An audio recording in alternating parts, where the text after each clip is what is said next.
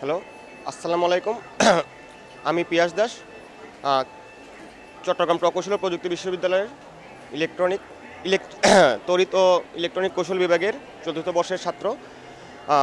আমি এবং আমার মানে প্রজেক্ট পার্টনার মোহাম্মদ আবিদুর রহমান নাবিল এখানে আমরা দুজনে মিলে যে প্রজেক্টটি করেছি সেটার নাম হলো 8GB কার্ভড এলইডি ডিসপ্লে বা প্রোপেলার এলইডি ডিসপ্লে। এখানে যেটা প্রজেক্টের মূল যেই মানে উদ্দেশ্য সেখানে হলো একটা ডিসপ্লে ক্রিয়েট করা, বাট নর্মাল সাধারণ ডিসপ্লেগুলোর মতো না। এটি একটি এলইডি ডিসপ্লে এবং কার্ভ ডিসপ্লে হওয়ার ফলে আমার যেটা হচ্ছে, আমি এটাকে 360 ডিগ্রি ভিউ অ্যাঙ্গেল পাচ্ছি, মানে আমি চারপাশে যে কোনো অ্যাঙ্গেল থেকে আমি সেটাকে দেখতে পাচ্ছি। নর্মালি আমরা জানি যে এলইডি ডিসপ্লেগুলোর ক্ষেত্রে যেটা হয়, ডিসপ্লে যত রেজুলেশন থাকে, মানে যত পিক্সেলের ডিসপ্লে হয়, আমাদের ঠিক তত পিস এলইডি ইউজ করতে হয়। তো আমার এখানে প্রোটোটাইপে যে মডেলটা দেখা যাচ্ছে, এখানে আমরা 360 ভিউ আনার জন্য মোট টোটাল যে ডিসপ্লেটা ক্রিয়েট করি তার রেজুলেশন 6000 পিক্সেল, বাট আমরা এখানে মাত্র 20টা এলইডি ইউজ করে এই 6000 পিক্সেলের কাজটা সম্পন্ন করেছি। তো প্রশ্ন আসতে পারে যে আমরা কিভাবে 20টা এলইডি ইউজ করে আমরা 6000 পিক্সেলের কাজটা করেছি। তো সেক্ষেত্রে আমরা বলবো যে এখানে আমাদের চোখের দর্শনানুভূতির যে স্থায়িত্বকাল বা পারসিস্টেন্স অফ ভিশন নামে যে থিওরিটা আছে সেটা আমরা এখানে অ্যাপ্লাই করেছি, যার মেন উদ্দেশ্য হলো, মানে যে মেইন কথা সংক্ষেপে বললে যেটা হয় সেটা হলো, যদি কোনো উজ্জ্বল বস্তুকে আমাদের চোখের সামনে খুব দ্রুত মুভ করা হয় তখন সেটা আমাদের চোখে কন্টিনিউয়াস মানে নির্বিচ্ছিন্ন বলে মনে হয়।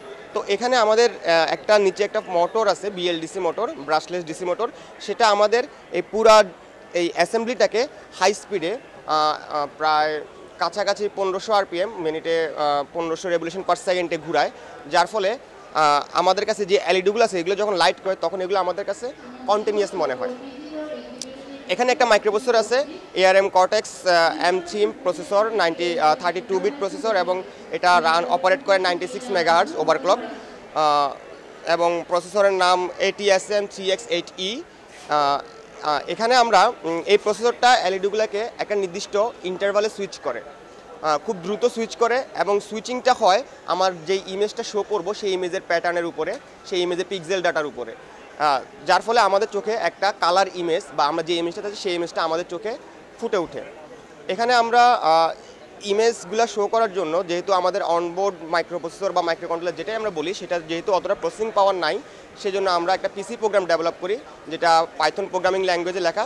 সেটা করবে কি, আমার যে ইমেজগুলো আমি শো করতে চাই সেই ইমেজগুলোকে সে সিরিয়ালি রিড করে আমার মাইক্রোপ্রসেসরের যে কোড লেখার প্যাটার্ন বা কোড লেখার নিয়ম, সেই নিয়ম অনুযায়ী সে একটা টেক্সট ফাইল জেনারেট করবে, জাস্ট ইমেজ ডাটা সহ। আমাদের শুধু যেটা করতে হবে, আমাদের সেই টেক্সট ফাইলটাকে আমাদের মাইক্রোপ্রসেসরের জন্য যে করেসপন্ডিং কম্পাইলার সেটাতে ওপেন করতে হবে এবং এটাতে সেটা আপলোড দিয়ে দিতে হবে।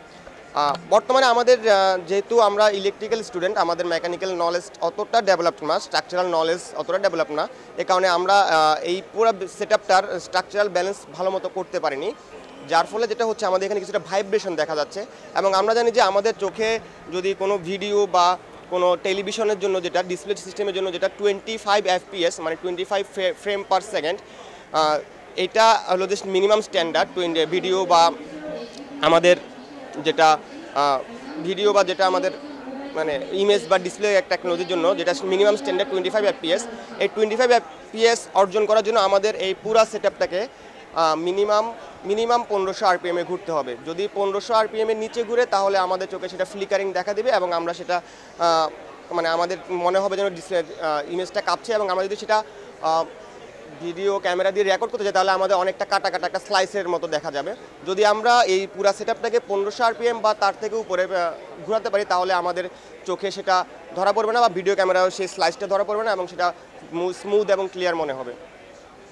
তো অ্যাডভান্টেজ যদি বলতে হয়, এই প্রজেক্টের মেইন অ্যাডভান্টেজ যেটা আমি বলবো, এই প্রজেক্টটা দিয়ে কার্ভড এলইডি ডিসপ্লে বানানোর টেকনোলজিটা অনেক কস্টলি, অনেক হাইলি কস্ট একটা টেকনোলজি।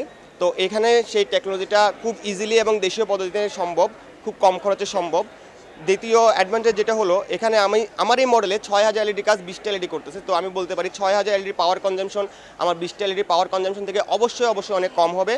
আমার 6000 এলইডির জন্য যে প্রসেসিং পাওয়ার দরকার 20টা এলইডির জন্য অতটা প্রসেসিং পাওয়ার আমার দরকার না, এবং 6000 এলইডি যে ম্যানুফ্যাকচারিং কস্ট 20টা এলইডি ম্যানুফ্যাকচারিং কস্ট তার অতটা সমান হবে না, মানে অনেকটাই কম হবে।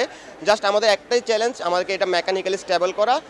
আমরা যদি এখানে ব্যাটারি সহ একটা লিপো ব্যাটারি ঘুরতেছে আমাদের পুরো সেটআপটাতে, আমরা যদি ব্যাটারিটাকে বাদ দিয়ে স্লিপিংয়ের মাধ্যমে পাওয়ার ট্রান্সফার করতে পারি, তাহলে আমাদের পুরো সেটআপটা আরও হালকা হবে এবং এটা মেকানিক্যালি আরও ব্যালেন্স হবে এবং এটা আমরা আরও স্মুথলি রান করতে পারবো। তো বেসিক্যালি এটা হলো যে ফিউচার, মানে এটা বেসিক্যালি কমার্শিয়াল এবং অ্যাডভার্টাইজিং ডিসপ্লে। যেমন ধরেন আমাদের এখানে 4টা ডিসপ্লে শো করা লাগে একটা হলের মধ্যে, যদি আমি 4 দিক থেকে একটা জিনিস আমার 4টা আলাদা আলাদা ডিসপ্লে সিস্টেমে বিজ্ঞাপনটা শো করতে হয়, কিন্তু আমরা যদি এটাকে মাঝখানে রেখে দিই তাহলে মানুষ চারপাশে হাঁটতে হাঁটতে একই জিনিস চারপাশ থেকে দেখতে পারবে। এটা সবচেয়ে বড় সুবিধা, এবং এই টেকনোলজি যেহেতু খুব কস্টলি, এটা আমরা দেশীয় পদ্ধতি খুব কম খরচে এটা উৎপাদন করতে পারবো। এই ছিল আমি আমার প্রজেক্টটি খুব সহজভাবে বর্ণনা করার ট্রাই করলাম। সবাইকে ধৈর্য ধরে শোনার জন্য ধন্যবাদ।